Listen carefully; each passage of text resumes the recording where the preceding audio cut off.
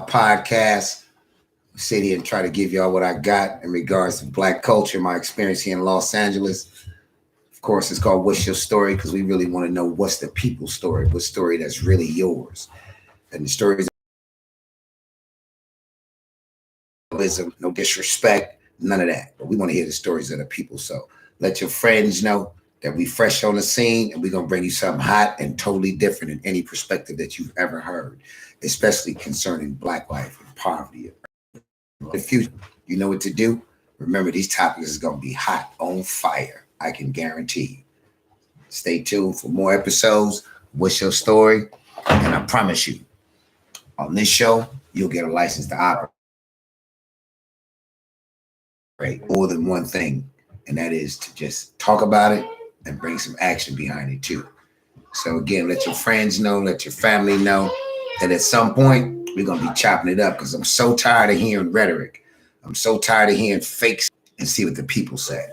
That's what I'm interested in.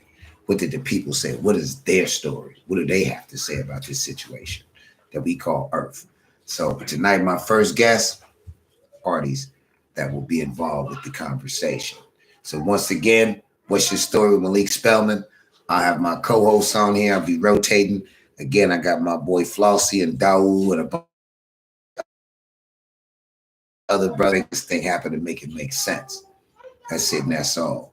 So take a look, and we'll be back soon with a full edited version of this. This is a test run, but for the most part, I can guarantee you, stay tuned for the next Los Angeles, Compton, Watts, and South Central, and this urban lifestyle that we call Black in America.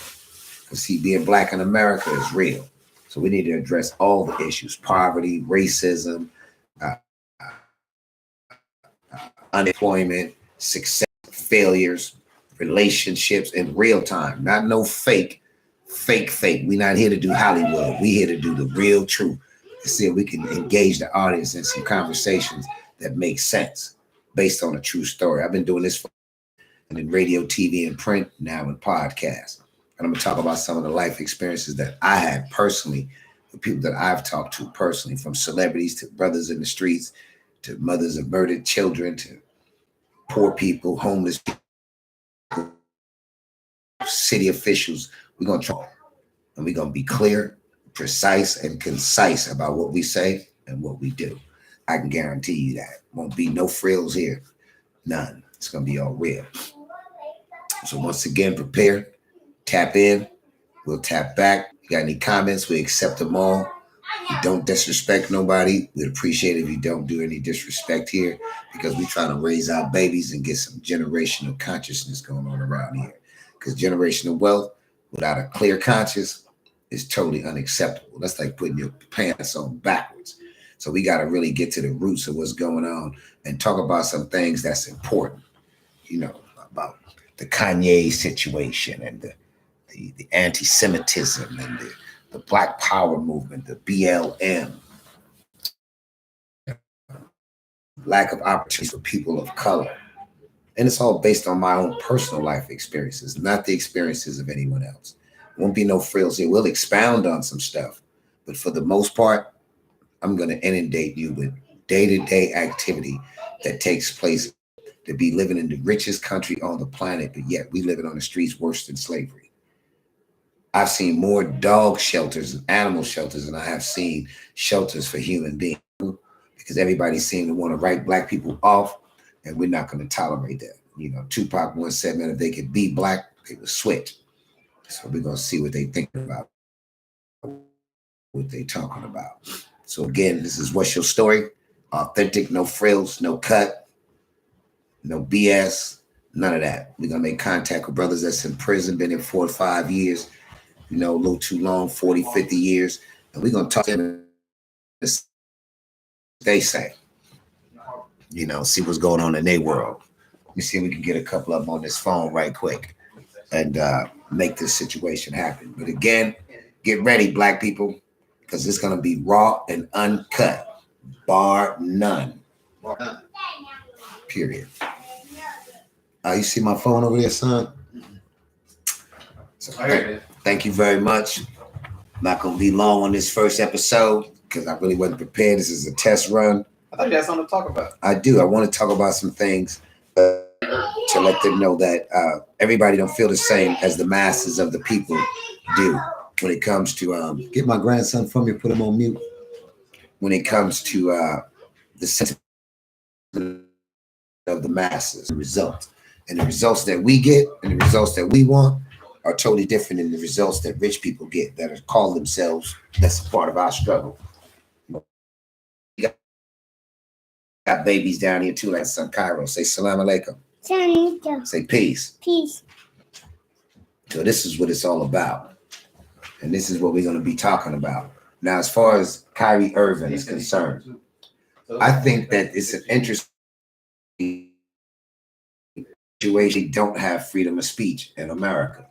With all the success and all the contributions that he made to this society as a basketball player, and then have these hidden, excuse me, sir, then have these hidden jewels, not being able to show them size for it is not fair, because people say things in their private life all the time, and we don't know what they're talking about. But when they give us the opportunity to peek into the mindset of what they're thinking or saying, I think it's something we should take an advantage of and not be judged. But just know and understand that Black history is extensive. So there's no aspect of Black history that you could possibly think of that we haven't been a part of. So if you say that Blacks are Hebrews or Muslims or the original Christians, or that's a true statement, you know, and we have to respect that because we've been through a lot as people. And that's why this show is important and organic, because we've been through everything. And they say pressure make the best diamond so it can shed light in all directions. But 50% of our children are in foster care. Most of our brothers and sisters are incarcerated. Yes, the same old story. But what are we going to do to have a discussion to let the world know that Anti-Defamation League for Black people? So that way, when you say something foul, then we can put a charge on you, because it's only right for people to protect their best interests of who they are and their religion and their. So why don't we have that same unity? Why is it that every time I see somebody Black, they got their gorilla suit zipped up? Why is that? Why every time I see somebody Black that they on the streets or insane or something? Slavery. It started before slavery. But what we have to do now is change that whole paradigm and shift that whole paradigm to something different, because at this point we're so deep in the muck and mire. How did we manage to come out of all the other atrocities that was committed against us? So right now this is like a faith-based thing. It's not religion-based, it's faith-based. If it's faith-based, then we put your faith in trying to accomplish whatever it is contributing to our cause.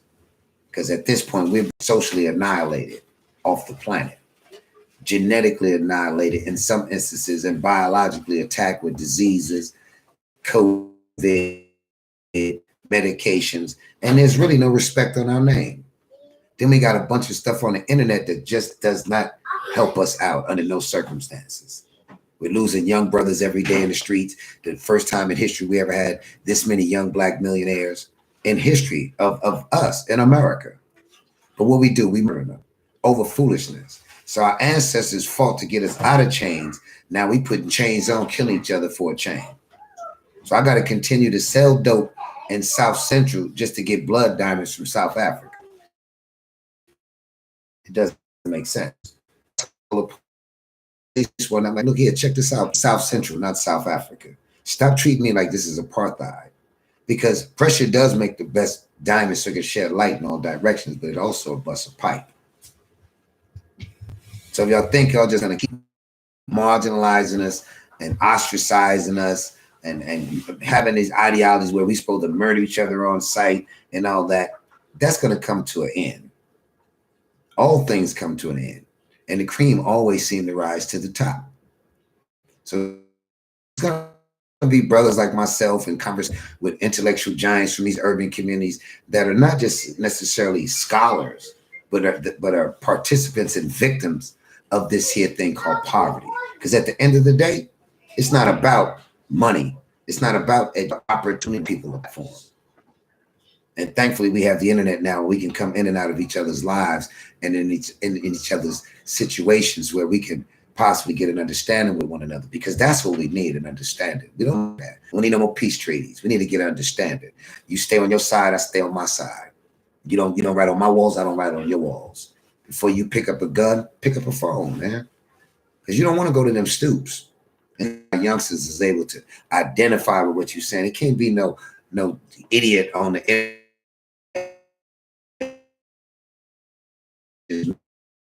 guide, man, that we're gonna get down on this. You got any comments? I welcome them, all of them.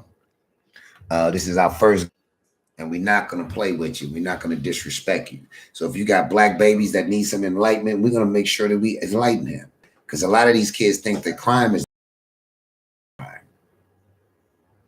So that's not necessarily the case. We got to show them how to get their financial literacy, how to get 401k, how to anticipate getting a pension in the future, how to buy land, how to build up their credit score. So what's your story? We're going to highlight the stories and lifestyles of people that just had it a little bit worse than you. In some instances, better than us. And in some instances, they're just in a position. We're not dependent on Hollywood.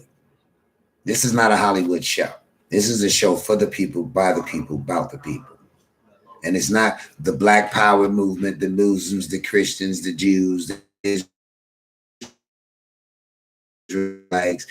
And if there's a crisis that we can address or an experience that we've had that we can enlighten you about, then that's what we're going to do.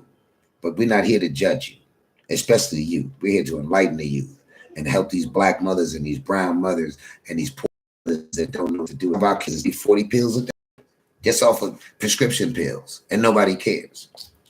Then so many of our children are out of school. We can't even find them in the school system. So what does that say about our character?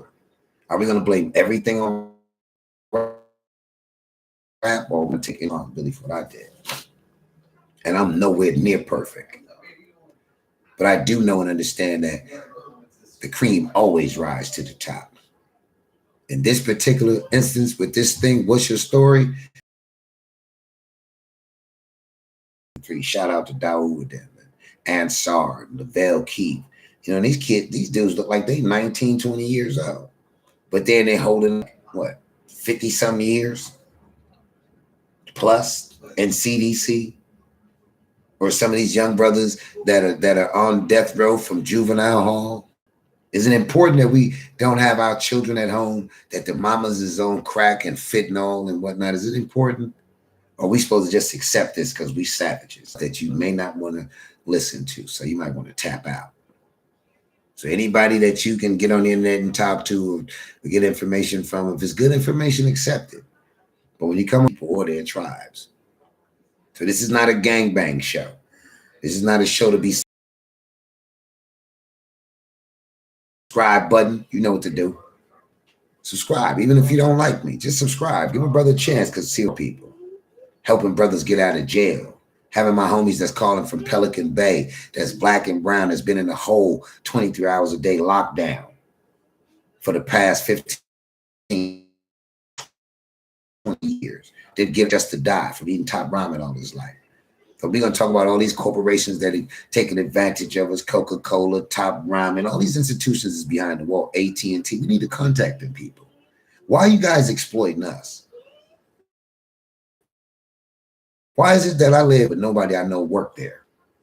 Why is it that you guys built 26 new prisons here in the city of Los Angeles and the state of California with no universities? Why? Why is all the districts in the ghetto, the alleys is dirty and filthy? You tell me that, but it's trash everywhere.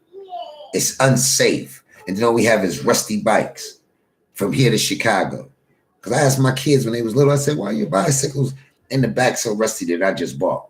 They said, Dad, we can't ride them but we're going to get it together, because it's going to be black men that make an effort. There's going to be real men that make an effort, because we're the indigenous of this whole situation. We can make us accept deprivation.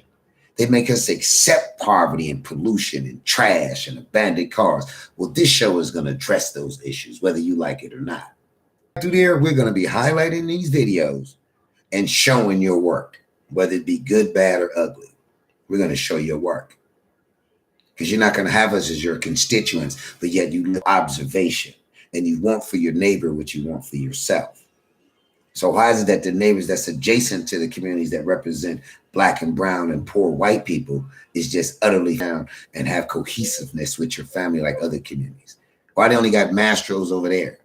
Why you guys don't have a Whole Foods in the ghetto? We like Whole Foods. We want to challenge these people. Various communities, enough fast foods, enough of your liquor stores. When you go down south, children not even allowed in the liquor store. And the liquor store is called the bag store or something, and they only sell alcohol. No peanut one and over to get in. But here, you got my children going to the liquor store. It's all kinds of adults in there with adult language. There's no bread signs on the wall. There's no milk advertisement like it was when I was growing up. It's just condoms, all men's contraceptives or whatever that foolishness is. And that's for the psyche of our children all day.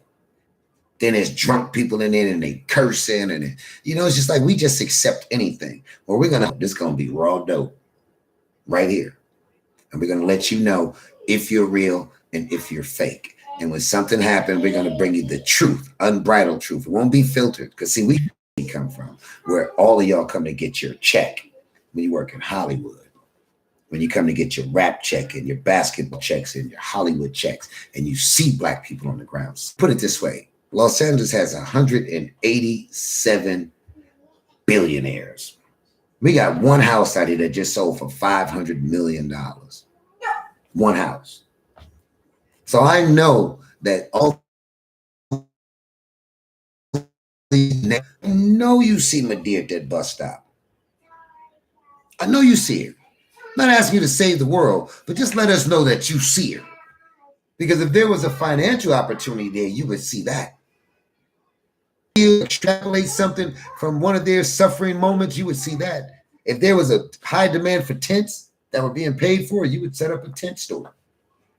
So why is it that you sit on your throne that your God blessed you with? And how can you look yourself in the mirror?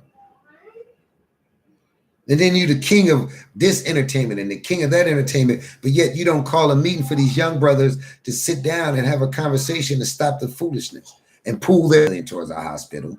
And some of y'all can put up 10 million. That's why I kind of respect Rihanna and different people like that, because they put their money where their mouth is. They just don't know us. Theaters that represent the tech industry. We need helicopter tours. Other than that, have gun will travel. Meaning, if you got a pistol, that's what's going on the streets now. Our young people are crying for help. And there's absolutely nothing out here for them to do. Yeah, there's jobs. We get it. The Amazon, the TSD, active traumatic stress disorder. And you're psychologically messed up contingent upon the fact that you've come from generations of drama and no education and no reinforcement into your life yourself. And then years later, we adults point our finger at you. But you've been fighting gentrification outside. You've been fighting against the police, screaming like they're doing me wrong. George Floyd, that the police murdered in Los Angeles. Do I need to name them? How many 14-year-olds that LAPD killed? Do I need to tell you how many mothers I know? Or the ones that eat top ramen every night? So who put this together? Who said that we have to suffer like dogs? Who said that?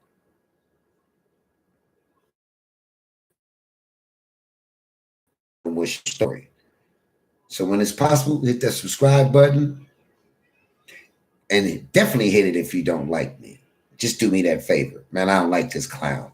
I'm hit the subscribe button. At least we getting somewhere. At least you contribute to our situation. I'm trying. Because the homies in the pen gonna watch it. Because for y'all to think the brothers in the pen, all them coming home and want to finish destroying our people, you're absolutely wrong. Because I get calls from Pelican Bay to get ready every Tuesday and Friday. We're gonna try to put some content up here, some conversation, and just remember, what's your story? Everybody has a story.